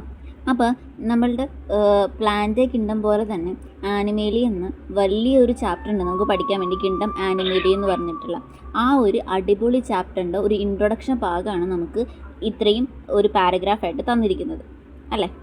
അപ്പം അത് നമുക്ക് ലൈൻ ബൈ ലൈൻ ഈസി ആയിട്ട് പഠിക്കാം. അപ്പോൾ നമുക്ക് ലൈൻ ബൈ ലൈൻ പോകുന്നതിന് മുമ്പേ നിങ്ങൾ 2 നിമോണിക് ഓർത്തിരിക്കണം. ഫസ്റ്റ് വൺ ഈസ് GF, എന്താണ്, ഗേൾ ഫ്രണ്ട് എന്ന് ഓർത്തിരുന്നാൽ മതി. അതായത് G ഫോർ എന്താണ്, glycogen, and F for fat. അതായത് ഈ ആനിമൽസിൻ്റെ ഫുഡ് ശേഖരിച്ച് വെക്കുന്നത്, സ്റ്റോർഡ് ഫുഡ് എന്ന് പറയുന്നത്. നമ്മൾ മനുഷ്യരിലും മൃഗങ്ങളിലും ആഹാരം സംഭരിച്ച് വെക്കുന്നത്, നമ്മുടെ പ്ലാന്റുകളിലാണെങ്കിൽ സ്റ്റാർച്ച് ആയിട്ടാണ് സംഭരിച്ച് വെക്കുന്നത്. പക്ഷേ മനുഷ്യരിലും മൃഗങ്ങളിലും ഈ ആഹാരമൊക്കെ ശേഖരിച്ച് വെക്കുന്നത് എന്തായിട്ടാണ്, ഗ്ലൈക്കോജൻ ഓർ ഫാറ്റ് ആയിട്ടാണ്. അതിനെയാണ് നമ്മൾ GF എന്ന് പറയുന്നത്. അത് G for glycogen and F for fat. ഇത് എളുപ്പത്തിൽ ഓർത്തിരിക്കാൻ വേണ്ടിയാണ് GF എന്ന് പറയുന്നത്. ഇനി മോഡ് ഓഫ് ന്യൂട്രീഷൻ നോക്കിയാൽ ഹോളോസോയിക്കാണ്. എന്താണ് ഈ ഹോളോസോയിക്ക് എന്ന് പറയുന്നത്, അതായത് നമ്മളൊക്കെ ആഹാരം എന്ത് ചെയ്യും, വിഴുങ്ങുവാണല്ലേ, വഴുതി പോവാതെ വായിലോട്ട് നേരിട്ട് വിഴുങ്ങി, ഇഞ്ചക്ഷൻ എന്ന് പറയും. ദാറ്റ് ഈസ് അതെന്ന് പറയുന്നത് എന്താണ്, ഈ നമ്മുടെ ദഹന വ്യവസ്ഥയിലൂടെ അത് ദഹിപ്പിക്കുന്ന രീതി, നമ്മൾ വിഴുങ്ങിയിട്ട് നമ്മുടെ ദഹന വ്യവസ്ഥയിലൂടെ ദഹിപ്പിക്കുന്ന ഹോളോസോയിക് ന്യൂട്രീഷനാണ് നമ്മളുടെ മനുഷ്യന്മാരിൽ ഉള്ളത്. അപ്പോൾ മോഡ് ഓഫ് ന്യൂട്രീഷൻ എന്താണ്, ഹോളോസോയിക്കാണ്. ഇത് രണ്ടും നമ്മൾ ഓർത്തിരിക്കണം. ഓക്കെ, ഇനി നമുക്ക് NCERT ലൈൻ ബൈ ലൈൻ നോക്കാം. അപ്പോൾ ഫസ്റ്റ് ലൈൻ എന്താ പറയുന്നത്, this kingdom is characterized by heterotropic eukaryotic organisms that are multicellular and their cell lack cell walls. They directly or indirectly depends on plants for food. അതായത് മക്കളെ, നമ്മുടെ സസ്യങ്ങൾ കഴിഞ്ഞാൽ പിന്നെ നമ്മൾ വരുന്നത് കിങ്ഡം ആനിമേലിയയിലോട്ടാണ്. നമ്മൾ മനുഷ്യരും മൃഗങ്ങളും എല്ലാം ഈ ഗ്രൂപ്പിലാണ് വരുന്നത്. അതായത് ഇവരുടെ പ്രധാനപ്പെട്ട പ്രത്യേകതകൾ എന്തൊക്കെയാണെന്ന് ചോദിച്ചാൽ, അവർ ആഹാരത്തിനായിട്ട് മറ്റുള്ളവരെ ആശ്രയിക്കുന്നവരാണ്. അതാണ് നമ്മൾ ഹെറ്ററോട്രോപിക് എന്ന് പറയുന്നത്. പിന്നെ ഇവരുടെ പ്രത്യേകതയാണ്, ഇവർക്ക് വ്യക്തമായിട്ട് ഒരു ന്യൂക്ലിയേഴ്സ് ഉള്ളവരാണ്. അതിനെയാണ് നമ്മൾ എന്ത് പറയുന്നത്, യുക്കാരിയോട്സ് എന്ന് പറയുന്നത്. ഇനി ഒരുപാട് കോശങ്ങളുള്ളവരാണ്, അതാണ് മൾട്ടി സെല്ലുലാർ എന്ന് പറയുന്നത്. കൂടാതെ ഏറ്റവും പ്രധാനപ്പെട്ട കാര്യം എന്ന് പറയുന്നത് their cells lack cell wall. അവരുടെ സെൽസിന് എന്തില്ല, സെൽ വാൾ ഇല്ല, അതായത് കോശഭിത്തി ഇല്ല. സസ്യങ്ങളെ പോലെ അതായത് മൃഗങ്ങൾക്ക് കോശഭിത്തി ഇല്ല, സെൽവാൾ ഉണ്ടാകത്തില്ല. പക്ഷെ സസ്യങ്ങൾക്ക് എന്തുണ്ട്, സെല്ലോസിക് സെൽവാൾ ഉണ്ട്. പക്ഷേ നമ്മുടെ മനുഷ്യന്മാർക്കൊന്നും എന്തില്ല, മനുഷ്യന്മാർക്കും മൃഗങ്ങൾക്കും സെൽവാൾ ഇല്ല. ഇനി അടുത്തയാണ്, അവരെന്താണ്, directly or indirectly depends on plants for food. അവരെന്ത് ചെയ്യും, പ്ലാന്റ്സിനെ, നമ്മൾ മൃഗങ്ങൾ എന്ത് ചെയ്യും, ആഹാരത്തിനായിട്ട് നേരിട്ടോ ഡയറക്റ്റ്ലിയോ അല്ലെങ്കിൽ ഇൻഡയറക്റ്റ്ലിയോ എന്ത് ചെയ്യും, ഈ ഒരു സസ്യങ്ങളെ ഡിപ്പെൻഡ് ചെയ്യും. ഓക്കെ, ഇനി അവരുടെ ഡൈജക്ഷനും ഫുഡ് സ്റ്റോറേജും നോക്കാം. ഒന്ന് ഭയങ്കര ഇമ്പോർട്ടൻ്റ് ആണ്. അപ്പോൾ അതെങ്ങനെയാണെന്ന് വെച്ചാൽ,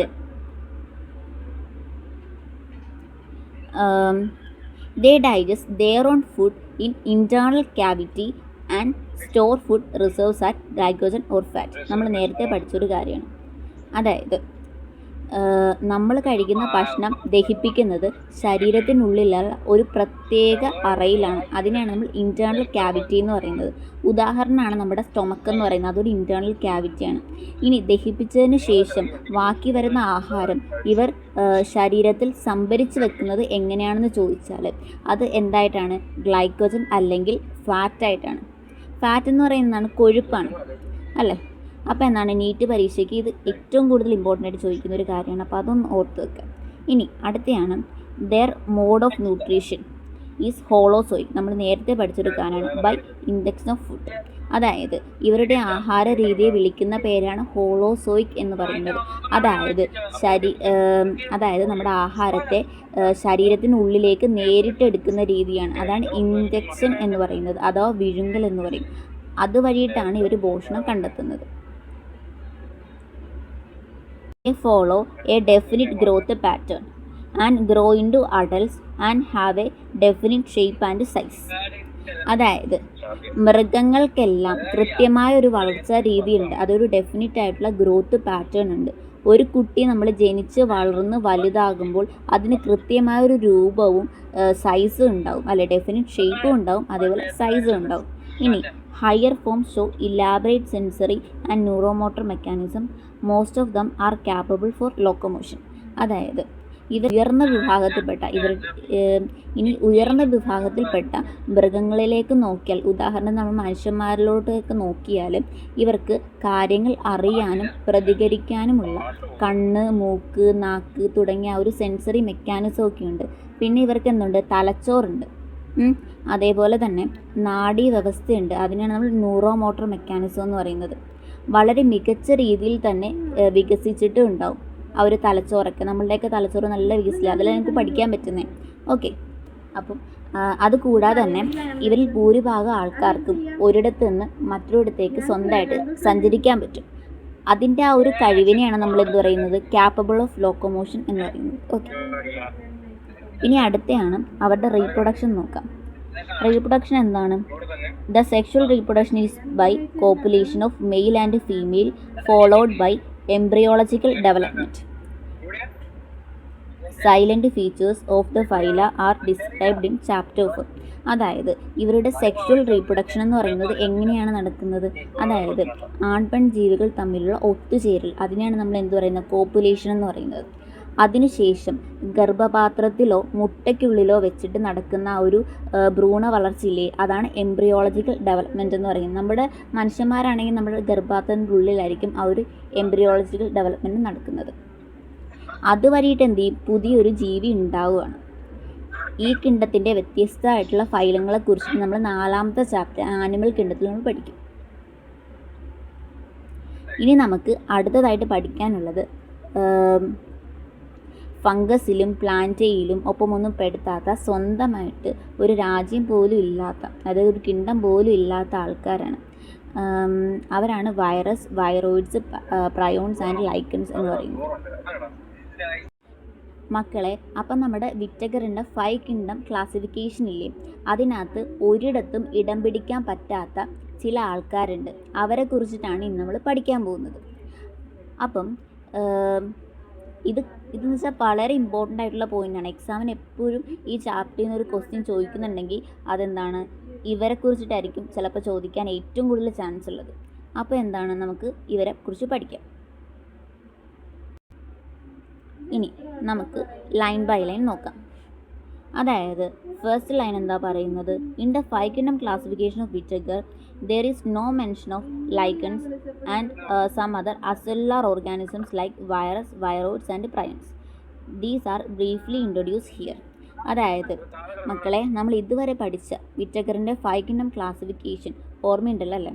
അപ്പോൾ അതിൽ നമ്മൾ എവിടെയും ലൈക്കൻസിനെ പറ്റിയോ അല്ലെങ്കിൽ വൈറസ്, വൈറോയിഡ്സ്, പ്രയോൺസ് ഇവയെ പറ്റിയോ കേട്ടിട്ടില്ലായിരുന്നല്ലോ. കാരണം ഇവയ്ക്കൊന്നും കോശങ്ങളാൽ നിർമ്മിതമായിട്ടുള്ള ജീവികളല്ല. ഇവരൊന്നും കോശങ്ങൾ വെച്ചിട്ടുള്ള ഉണ്ടാക്കിയിരിക്കുന്നത്. ഓക്കെ, ഇവരെന്താണ്? അസെല്ലുലാറാണ്, അതായത് കോശഘടന ഇല്ലാത്ത ജീവികളാണ്. അതുകൊണ്ടാണ് വിറ്റഗർ ഇവരെ 5 കിങ്ഡം ക്ലാസിഫിക്കേഷനിൽ ഉൾപ്പെടുത്താഞ്ഞത്. അതൊന്ന് ഓർത്ത് വെച്ചോണം. ഇനി അടുത്ത ഒരു പാരഗ്രാഫാണ്. All of us who have suffered ill effects of common cold or flu know what effects virus can have on us. അതായത് നമുക്കെല്ലാവർക്കും എപ്പോഴെങ്കിലും ജലദോഷം, ദാറ്റ് ഈസ് കോമൺ കോൾഡ് എന്ന് പറഞ്ഞാൽ ജലദോഷം, പിന്നെ പനിയാണ് ഫ്ലൂ എന്ന് പറയുന്നത്, ഒക്കെ വന്നിട്ടുണ്ടാവും. ഒരു കുഞ്ഞു വൈറസ് നമ്മുടെ ശരീരത്തിൽ കയറിയാൽ നമ്മളത് എത്രത്തോളം തളർത്തുമെന്ന് നമുക്കറിയാൻ പറ്റും. നമുക്ക് പനിയും ചുമയൊക്കെ വരും നമുക്ക് മനസ്സിലാവും. ഒരു കുഞ്ഞു വൈറസ് കയറുന്നതാണ് നമ്മളുടെ ഇത്രയും അസുഖങ്ങൾ, നമ്മൾ അത്രയും തളർച്ച ഉണ്ടാകും നമ്മുടെ ബോഡിയിൽ. Okay,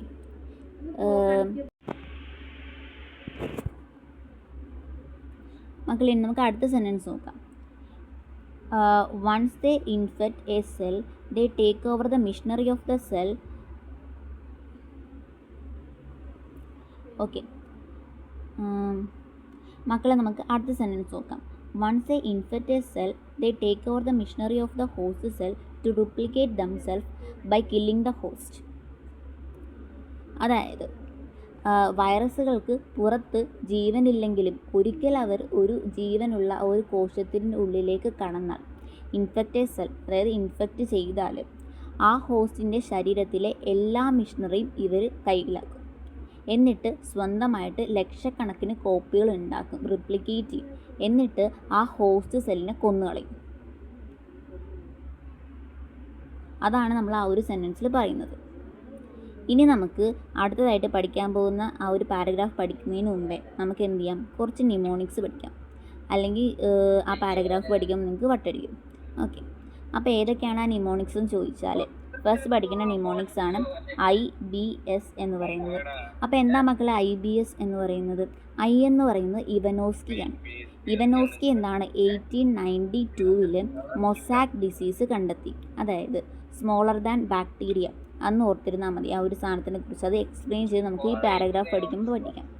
and B Beijerinck. B for IBSൻ്റെ B ഫോർ ബെജർനിക്. ബെജർനിക്കാണ് ഇതിനെ 1898 ആയപ്പോൾ, അതായത് ഒരു 6 വർഷം കഴിഞ്ഞപ്പോൾ ഇതിനെന്ത് ചെയ്തു, കൊണ്ടേജിയം വിവിയം ഫ്ലൂഡിയം എന്ന് പേരിട്ടു. That is infectious living fluid. ഇനി അടുത്ത S4 എന്നാണ് സ്റ്റെയിൻലിയാണ്. ദാറ്റ് ഈസ് 1935 അതിനെ ക്രിസ്റ്റലൈസ് ചെയ്തു, ക്രിസ്റ്റൽ രൂപത്തിലാക്കി. എന്നിട്ട് പ്രോട്ടീൻ, അത് നമുക്ക് എന്താണ് ആ ഒരു സെൻറ്റൻസ് ആ ഒരു പാരഗ്രാഫ് പഠിക്കുമ്പോൾ ഡീറ്റെയിൽ ആയിട്ട് പഠിക്കാം. ജസ്റ്റ് ഇതൊരു നിമോണിക് ആയിട്ട് പഠിച്ചത് നമ്മൾ. IBS, I for Ivanowsky, B for Beijerinck and S for Stanley. ഇനി അടുത്തയാണ് ജനറ്റിക് മെറ്റീരിയൽ റൂൾ, അതായത് നോ ഡബിൾ ഡേറ്റിംഗ്. അതായത് ഒരു വൈറസിനും ഒരേ നിമോണിക്കാണ് നോ ഡബിൾ ഡേറ്റിംഗ്. അതായത് ഒരു വൈറസിന് ഒരേ സമയം DNA-യും RNA-യുമായിട്ട് ഒരുമിച്ച് ഉണ്ടാകില്ല. ഒന്നെങ്കിൽ RNA അല്ലെങ്കിൽ DNA. ഇനി plant versus animal virus rule, അതായത് പ്ലാന്റിനെ ഇൻഫെക്റ്റ് ചെയ്യുന്നവ മിക്കപ്പോഴും സിംഗിൾ സ്റ്റാൻഡേർഡ് RNA ആയിരിക്കും. ദാറ്റ് ഈസ് ssRNA ആയിരിക്കും. പ്ലാന്റിനെ ഇൻഫെക്റ്റ് ചെയ്യുന്നത് ssRNA ആയിരിക്കും. പക്ഷേ ബാക്ടീരിയോഫേജസ്, ബാക്ടീരിയയെ കൊല്ലുന്നവ മിക്കപ്പോഴും ഡബിൾ സ്റ്റാൻഡേർഡ് ആയിരിക്കും. ഡബിൾ സ്റ്റാൻഡേർഡ് DNA ആയിരിക്കും അല്ലേ. അപ്പോൾ പ്ലാന്റിനെ ഇൻഫെക്റ്റ് ചെയ്യുന്നത് എന്താണ്, ssRNA ആണ്. അതേപോലെ തന്നെ ബാക്ടീരിയനെ ഇൻഫെക്റ്റ് ചെയ്യുന്ന ബാക്ടീരിയോഫേജസ് എപ്പോഴും എന്താണ്, ഡബിൾ സ്റ്റാൻഡേർഡ് ആയിട്ടുള്ള DNA ആണ്. ഇനി നമുക്ക് ലൈൻ ബൈ ലൈൻ നോക്കാം. അതായത്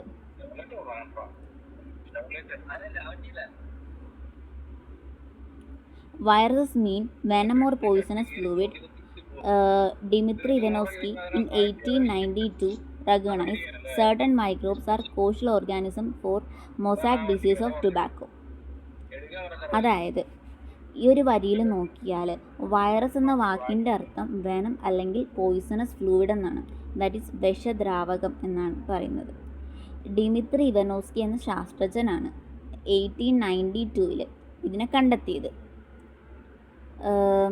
പുകയിലയില്ലേ, നമ്മുടെ പുകയില ടുബാക്കോ, അതിൻ്റെ ചെടിയെ നശിപ്പിക്കുന്ന മൊസാക്ക് ഡിസീസ് ഉണ്ടാക്കുന്നത് ഒരുതരം കുഞ്ഞു സൂക്ഷ്മജീവികളാണെന്ന് കണ്ടെത്തി.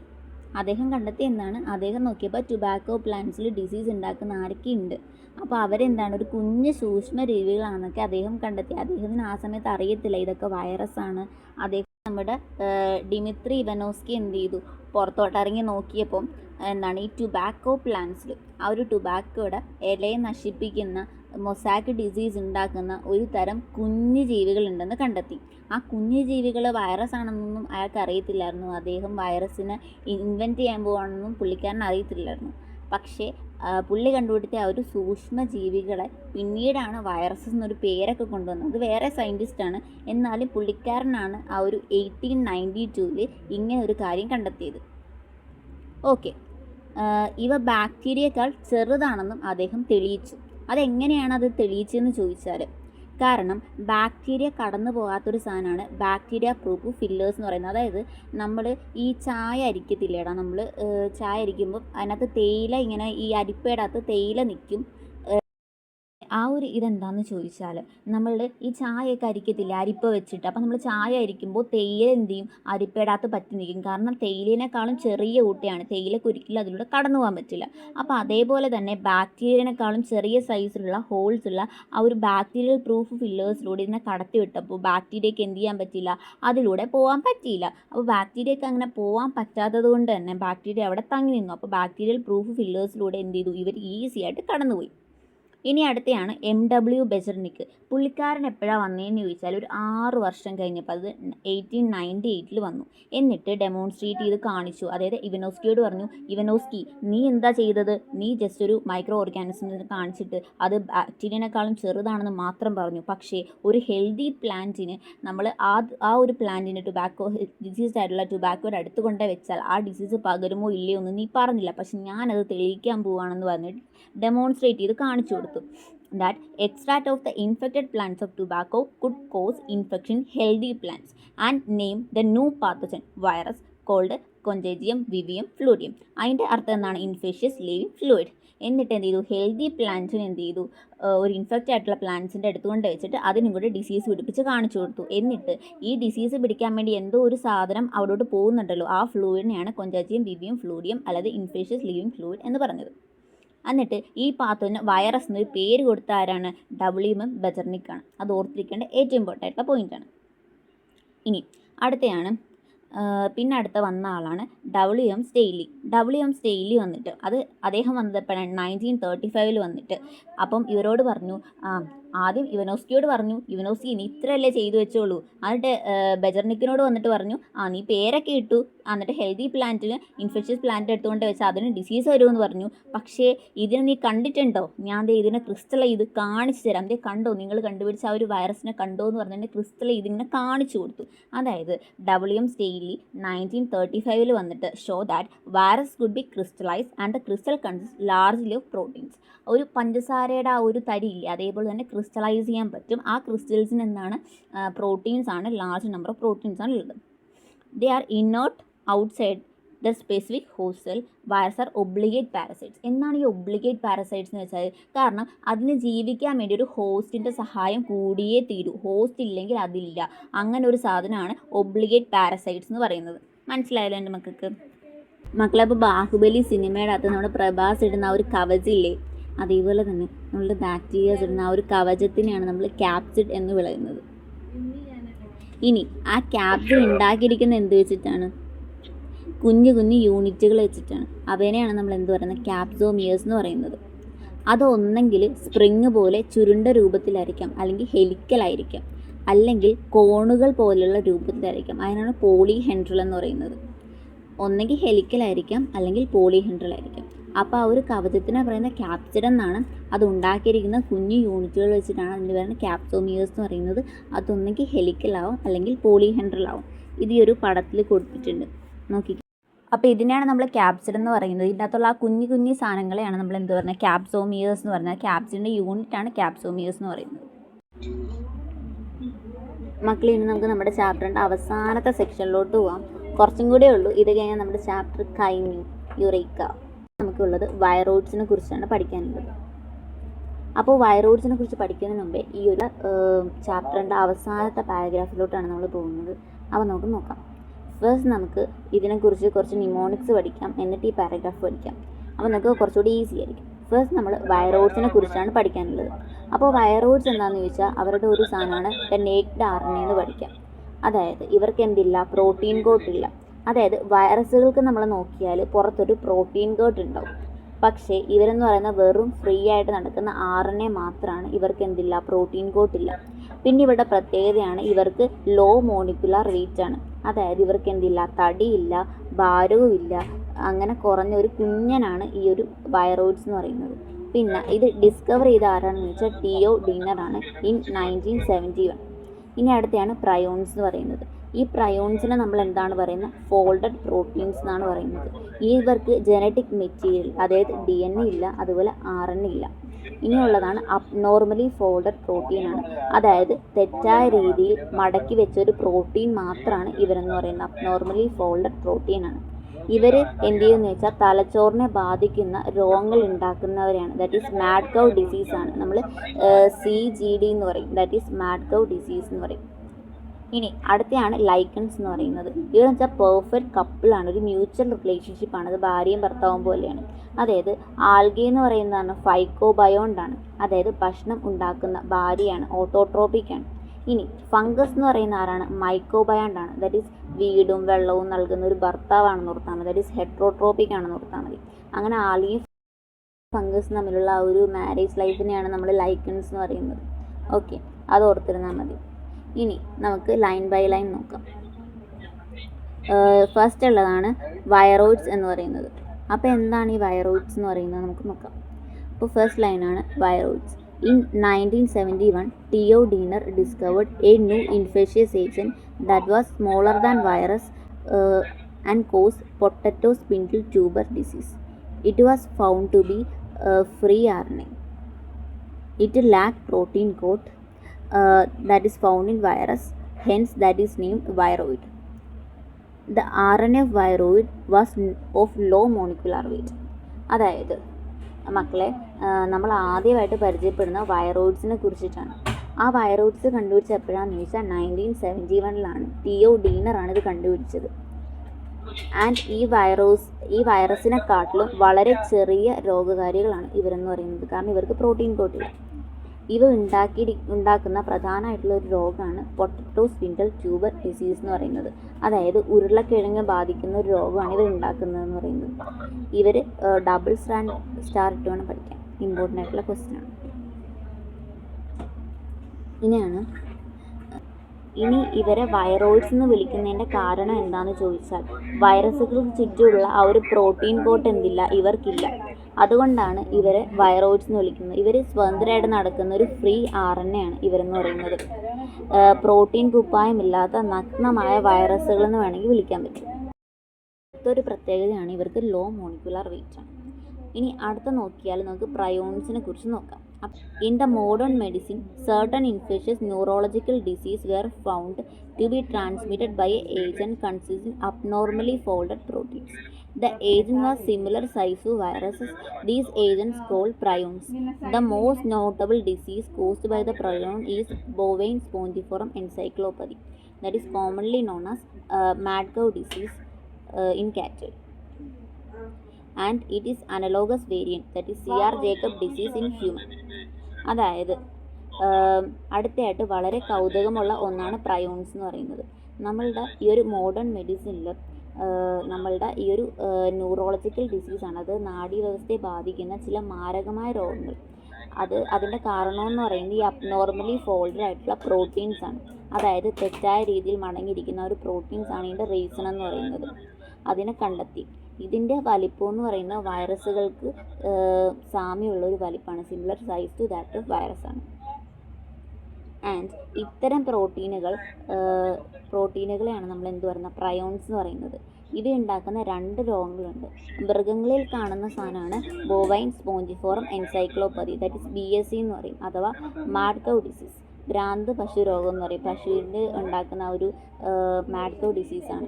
ഇനി മനുഷ്യരിൽ കാണുന്ന ഇതിൻ്റെ വകഭേദമാണ് നമ്മൾ CR ജേക്കബ് ഡിസീസ് എന്ന് പറയുന്നത്, CGD എന്ന് പറയും. ഇവ 2 ഓർക്കാൻ വേണ്ടിയിട്ട് ഇവിടെ നമ്മൾ 2 തലച്ചോറിനെയാണ് ബാധിക്കുന്നത്. First one is mad cow disease. ഇനി അടുത്തയാണ് CGD എന്ന് പറയുന്നത്. ഫസ്റ്റ് ഓർത്തിരിക്കേണ്ട എങ്ങനെയാണ്, BSE എന്ന് പറയുന്നത് മാഡ് കൗ ഡിസീസ്, ബോവൈൻ സ്പോഞ്ചിഫോറം എൻസൈക്ലോപ്പതി. അടുത്തയാണ് എന്താണ്, CR Jacob disease, that is CGD. നമുക്ക് ഈ ഒരു ചാപ്റ്ററിൽ ലാസ്റ്റായിട്ട് പഠിക്കാനുള്ളത് ലൈക്കൻസിനെ കുറിച്ചിട്ടാണ് മക്കളെ. അപ്പോൾ നമുക്ക് ഈ ഒരു ചാപ്റ്ററിൽ ലാസ്റ്റായിട്ട് പഠിക്കാനുള്ളത് ലൈക്കൻസിനെ കുറിച്ചിട്ടാണ്. അപ്പോൾ ആ ഒരു പാരഗ്രാഫ് നമുക്ക് നോക്കാം. ഈ ലൈക്കൻസ് എന്ന് പറയുന്നത് ഒരു പെർഫെക്റ്റ് അസോസിയേഷൻ ആണല്ലേ. എന്തിൻ്റെയൊക്കെ പെർഫെക്റ്റ് അസോസിയേഷൻ ആണ് നമുക്ക് ലൈൻ ബൈ ലൈൻ നോക്കാം. Lichens are symbiotic associations, that is mutually useful association between algae and fungus. The algae component is known as phycobiont and the fungal component is known as mycobiont. അതായത് നമുക്ക് ഈ ചാപ്റ്ററിൽ അവസാനത്തെ ഭാഗമാണ്.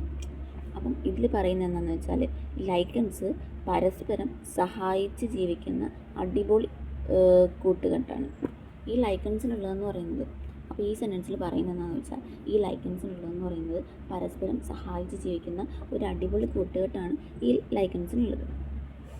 Algae എന്ന് പറയുന്ന സാധനമാണ് ആൽഗയും ഫംഗസും. അപ്പോൾ ഈ ആൽഗയും ഫംഗസും തമ്മിലുള്ള സഹവർത്തിത്വം, അതാണ് സിംബയോട്ടിക് അസോസിയേഷൻ എന്ന് പറയുന്നത്. അതെയാണ് നമ്മൾ എന്ത് പറയുന്നത്, ലൈക്കൻസ് എന്ന് പറയുന്നത്. ഇതിൽ പങ്കാളികളായ രണ്ടുപേരും, അവർ രണ്ടുപേരും കപ്പിൾസ് ആണല്ലേ, അവർക്ക് രണ്ടുപേർക്കും ഒരു പ്രത്യേക പേരുണ്ട്. അതിൽ ആൽഗെ ഭാഗത്ത് നമ്മൾ ഫൈക്കോബയോണ്ട് എന്ന് പറയും. ഈ ഫൈക്കോ എന്ന് പറയുന്നത് എന്താണ്, ആൽഗെ എന്നാണ് അർത്ഥം. ഫംഗസ് എന്ന ഭാഗത്തെ മൈക്കോബയോണ്ട് എന്ന് പറയും. മൈക്കോ എന്ന് പറയുന്നത് എന്താണ്, ഫംഗി എന്നാണ് അർത്ഥം. മൈക്കോളജി എന്നൊക്കെ പറയത്തില്ലേ, മൈക്കോളജി എന്ന് പറയുന്നത് എന്താണ്, ഫംഗസിനെ കുറിച്ച് പഠിക്കുന്ന ഒരു സ്റ്റഡീനെയാണ് മൈക്കോളജി എന്ന് പറയുന്നത്. ഓക്കെ, ഈ ഫൈക്കോബയോണ്ട്, അതായത് ആൽഗെ എന്ന് പറയുന്ന സാധനം സ്വന്തമായിട്ട് ആഹാരം നിർമ്മിക്കും, കാരണം അവർ ഓട്ടോട്രോപ്പിക്കാണ്. ഇനി മൈക്കോബയോണ്ട് ആഹാരത്തിന് മറ്റുള്ളവരെ ആശ്രയിക്കുന്നവരാണ്, ഹെറ്റോട്രോപ്പിക്കുമാണ്. മനസ്സിലായോ? അപ്പോൾ മൈക്കോബയോണ്ട് എന്ത് ചെയ്യുന്നത്, ഹെറ്റോട്രോപ്പിക്കാണ്. പക്ഷേ phycobiont is not a heterotrophic, അവർ ഓട്ടോട്രോപ്പിക്കാണ്, സ്വന്തമായിട്ട് ഫുഡ് ഉണ്ടാക്കും. അതിവിടെ പറയുന്നുണ്ട് mycobiont which are autotrophic and heterotrophic. ഓട്ടോട്രോപ്പിക്കുമാണ് ഹെറ്റോട്രോപ്പിക്കുമാണ്. ഇതിൽ ആരാണ് autotrophic? Phycobiont is autotrophic and mycobiont is heterotrophic respectively. ഇനി ആൽഗെ പ്രിപ്പയർ, ഇനി അടുത്ത സെൻറ്റൻസ് നോക്കി. Algae prepare food for fungus and fungus provide shelter and absorb mineral nutritions and water for their partner. അതായത് ഇവർ പരസ്പരം എങ്ങനെയാണ് സഹായിക്കുന്നതെന്ന് നോക്കിയാൽ, നമ്മുടെ ആളുകൾ ഫംഗസിന് അതായത് നമ്മുടെ ആളുകൾ ഫംഗസിന് ആവശ്യമായ ആഹാരം എന്ത് ചെയ്യും, പാകം ചെയ്ത് കൊടുക്കും, പ്രിപ്പയർ ചെയ്ത് കൊടുക്കും. ഇപ്പോൾ നമ്മൾ ഭാര്യമാർ പ്രിപ്പയർ ചെയ്ത് കൊടുക്കുന്ന പോലെ ഫംഗസ് എന്താ ചെയ്യുന്നതെന്ന് വെച്ചാൽ ആൽഗകൾക്ക് നിൽക്കാനൊരിടം, ദാറ്റ് ഈസ് ഷെൽട്ടർ കൊടുക്കും. പിന്നെ മണ്ണിൽ നിന്ന് വെള്ളവും ധാതുക്കളും, അതായത് മിനറൽസും ന്യൂട്രീഷനും ഒക്കെ വലിച്ചെടുത്ത് എന്ത് ചെയ്യും, ആൽഗയ്ക്ക് നൽകും. ഒരു മനോഹരമായിട്ടുള്ളൊരു കുടുംബം, അത്രേ ഉള്ളൂ. ഇപ്പം നമ്മളൊരു കല്യാണം കഴിഞ്ഞിട്ട് വൈഫാണ് ഫുഡൊക്കെ കുക്ക് ചെയ്ത് കൊടുക്കുന്നത്. ഹസ്ബൻഡ് എന്ത് ചെയ്യും, ഹസ്ബൻഡിൻ്റെ വീട്ടിൽ വൈഫിനെ പിടിച്ച് നിർത്തും, എന്നിട്ട് അവിടെ വേണ്ട കാര്യങ്ങളൊക്കെ വൈഫിന് എത്തിച്ചു കൊടുക്കും. അതേപോലെ തന്നെ ഹസ്ബൻഡാണ് ഫംഗസ്, ആൽഗെ എന്ന് പറയുന്നത് ഭാര്യയാണ്. ഓക്കെ, അങ്ങനെ ഒരു musician that if one saw a lichen in nature or would never imagine that they had two different organisms with them. അതായത് നമ്മൾ ലൈക്കണെ കണ്ടിട്ടുണ്ടെങ്കിൽ നമുക്ക് വിശ്വസിക്കാൻ പറ്റത്തില്ല, അതിനകത്ത് രണ്ട് ഓർഗാനിസം ഉണ്ടെന്ന് നമുക്ക് പറയാൻ പറ്റില്ല. അങ്ങനെയാണ് ലൈക്കൻസ് ഉള്ളത്. ഇനി ലൈക്കൻസ് എന്ന് പറയുന്നത് എന്താണ്, are very good pollution indicators. They do not grow in polluted areas. അതായത് ഇവർ രണ്ടുപേരും തമ്മിലുള്ള ബന്ധം അത്രത്തോളം ദൃഢമാണെന്ന് വെച്ചാൽ, കാട്ടിൽ പോയി നമ്മളൊരു ലൈക്കനെ കണ്ടാൽ അവർ രണ്ട് വ്യത്യസ്ത ജീവികൾ ചേർന്നാണ് നമുക്ക് ഒരിക്കലും തിരിച്ചറിയാൻ പറ്റത്തില്ല. ഇനി അടുത്തയാണ്, ഈ അവസാനത്തെ വരിക്ക് ചുറ്റും ഒരു വട്ടമിട്ട് ഡബിൾ സ്റ്റാർ ഇട്ട് വെക്കണം. അതെന്താണെന്ന് ചോദിച്ചാൽ, പരീക്ഷയ്ക്ക് വർഷാവർഷം ചോദിക്കുന്ന ഒരു വരിയാണിതെന്ന് പറയുന്നത്. ലൈക്കൻസ് പറയുന്നത് ഗുഡ് പൊല്യൂഷൻ ഇൻഡിക്കേറ്ററാണ്. അതായത് വായു മലിനീകരണം, പ്രത്യേകിച്ച് സൾഫർ ഡയോക്സൈഡ് മലിനീകരണം ഉള്ള സ്ഥലങ്ങളിൽ ഇവ ഒട്ടും വളരില്ല. അപ്പോൾ ഒരു സ്ഥലത്ത് ലൈക്കൺ വളരുന്നെങ്കിൽ അവിടെ വായു മലിനീകരണം ഇല്ലെന്ന് നമുക്ക് മനസ്സിലാക്കാൻ പറ്റും. അത്രേ ഉള്ളൂ. അപ്പോൾ നമ്മുടെ ചാപ്റ്റർ ഫുള്ള് കഴിഞ്ഞു. എല്ലാവർക്കും മനസ്സിലായെന്ന് വിശ്വസിക്കുന്നു. അപ്പം നിങ്ങൾക്ക് എവിടെയെങ്കിലും ഈ ചാപ്റ്ററിൽ ഒരു ഡൗട്ട് ഉണ്ടെങ്കിൽ നിങ്ങളത് കമൻസ് വഴി അറിയിക്കണം. ഉറപ്പായിട്ടും ഞാൻ എല്ലാ കമൻസിനും റിപ്ലൈ ചെയ്യുന്നതായിരിക്കും. എന്തെങ്കിലും ഡൗട്ട് ഉണ്ടെങ്കിൽ, അതായത് അത്ര തറവായിട്ടാണ്, ഇതിനപ്പുറം NCERT ഒരു ലൈൻ ഇല്ല നമ്മൾ പഠിക്കാൻ വേണ്ടിയിട്ട്. അത്രയും നമ്മൾ തറവായിട്ട് എല്ലാ ലൈൻസും അത്രയും പെർഫെക്റ്റ് ആയിട്ട് പഠിച്ചിട്ടുണ്ട്. അപ്പോൾ എൻ്റെ മക്കളെല്ലാവരും നല്ലോണം തന്നെ എക്സാമിന് വേണ്ടി പ്രിപ്പയർ ചെയ്യുക. അടുത്ത ചാപ്റ്റേഴ്സ് ഇതുപോലെ തന്നെ വൃത്തിയായിട്ട് നമുക്ക് പഠിച്ചു തീർക്കാം. അപ്പോൾ മക്കളെ, നമ്മുടെ ചാനലൊന്ന് സബ്സ്ക്രൈബ് ചെയ്ത് സപ്പോർട്ട് ചെയ്യുക. നമ്മൾ ഒരുപാട് എഫേർട്ട് ഇട്ടാണ് ഈ വീഡിയോ ഒക്കെ ചെയ്യുന്നത്. Please like, share and subscribe with your friends.